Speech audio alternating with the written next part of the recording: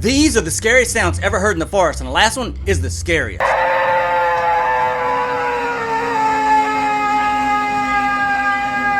That first sound is said to be a bobcat or a cougar, but no one really knows what it is yet. This next sound is what bobcats actually sound like in the forest.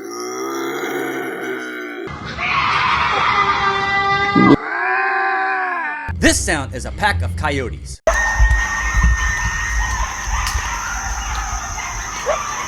Although they sound scary, coyotes really don't attack humans. These sounds are weird and actually come from the lyrebird. They could sound like lasers, a camera taking a picture, a car alarm,